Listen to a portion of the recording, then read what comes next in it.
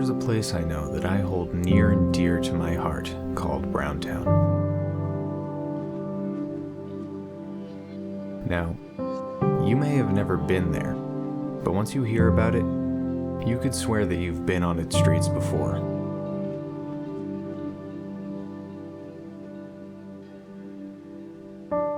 You've seen the street lights, smelled the air, heard the hustle and bustle of its people going about their days.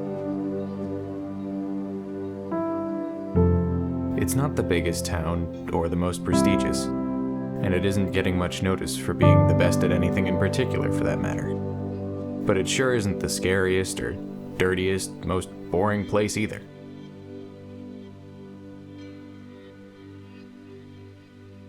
You can pick any part of town and find something to do, or at the very least, someone interesting to talk to.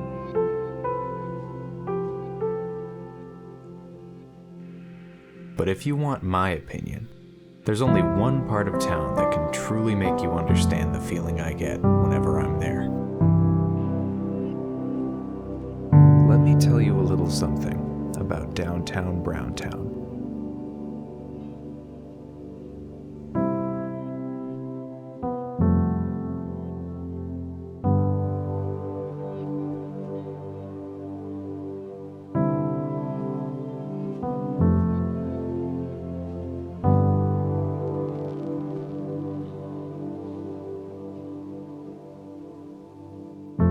To understand Downtown Browntown, it's important to first understand Browntown as a whole.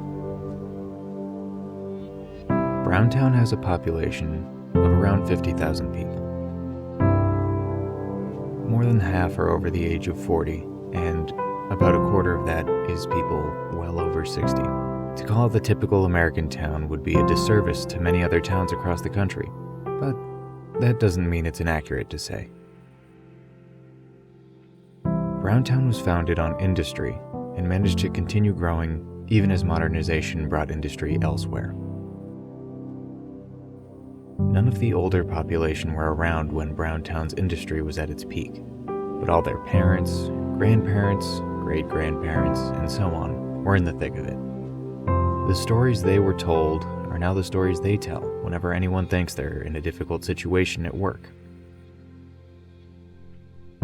Nearly every older person in Browntown was either born there and stayed, or they tried leaving and somehow wound up back where they started.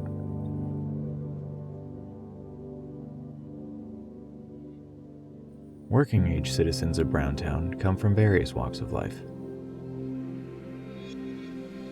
Not as many of them are Browntown born and raised as generations before them.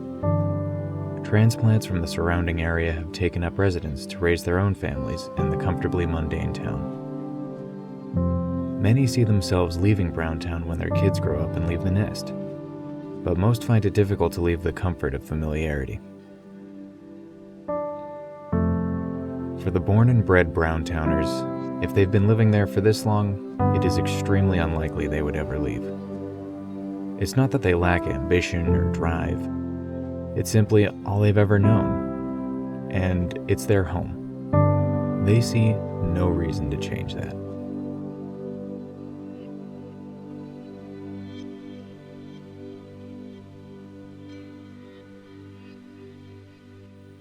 Sure, some of their closest friends have left the town for the city, or even gone further. But some of their friends stayed, and because they stayed, they got to raise families with each other, showing the next generation everything there is to know about their favorite place on Earth. Maybe not their favorite place on Earth, but you get the idea. Kids growing up in Browntown have plenty to think about.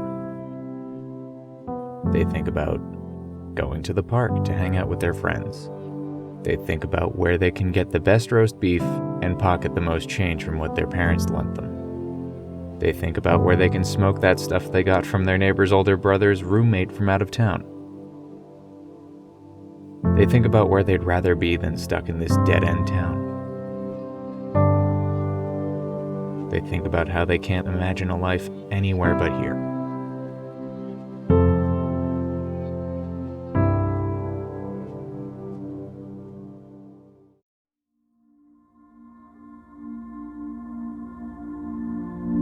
If someone were to walk from one end of Browntown to the other, they'd be able to see people living in different worlds within the same town limits.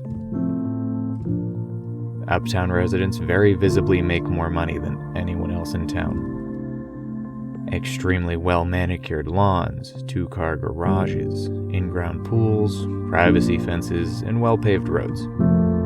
That's how you know you're in Uptown. The people in Uptown don't see themselves as being well-off or high-class, but they're very much aware that they live in the nicer part of town. Uptown people are genuinely friendly and neighborly, which among others from the same area is pleasant enough, but if you're not from Uptown, this disposition can very easily be interpreted as arrogant or artificial. South Brown is very much the working class part of town. Densely packed single-story homes, cracked sidewalks, rusted chain-link fences, and basketball hoops without nets. People in South Brown are just as genuinely friendly and neighborly as Uptown. But if you ask them, it's different, because they actually mean what they say. South Brown is a tightly knit community. Everyone looks out for each other in whatever way they can. This closeness might make you believe that people from South Brown are rough or intimidating compared to other places in Browntown. Downtown is the heart of Browntown. People from both sides of town find themselves drawn in and pushed right back out as quickly as they came. People who live in downtown are an eclectic mix of both Uptown and South Brown. Brownstones, ranch houses, duplexes, depending on which street you find yourself on, you can see all of the above. People who live in downtown Browntown are genuinely friendly and neighborly. People from Uptown tend to feel that those from downtown are friendlier than people from South Brown, but not quite as neighborly. Similarly, South Brown folks appreciate the sense of community and how neighborly people from downtown are, but think that the Uptowners are friendlier despite their obvious arrogance. Despite these differing opinions on how people from different parts of town behave, everyone comes together in the very center.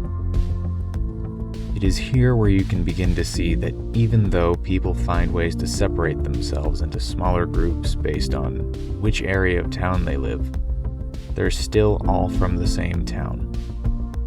Downtown Browntown is the place where the lines between Uptown and South Brown begin to blur.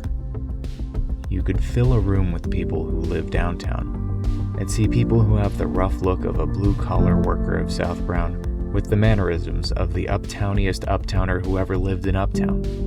The same could be said about a straight-laced foil of an uptowner who could immediately make your head spin by telling you something only the truest South Browniest South Browner could. And in that room, you'd find yourself seeing what happens when neither side is at odds with each other. You'd see people who don't fit any mold or class or anything really, but they would fit in perfectly where they are downtown. And that's the best part of downtown Browntown. It's not the history or the industry or places to eat. It's special because of the people living there. It's special because of the people who don't live there, but choose to spend their time there. It's special because by being the way that it is, unique to Browntown by being the very essence of the town, that it manages to not be unique at all. It takes all of the qualities, mixes them together, and shows everyone what that looks like, just despite your preconceived notions of what your idea of Browntown is. It doesn't ignore which side of town you're from. It accepts that, embraces it, and shows you how important it is for you to have your identity, while you recognize that at the end of the day, you are from Browntown. You aren't from Uptown. You aren't from South Brown. You're from Browntown. And being from Browntown is a beautiful thing.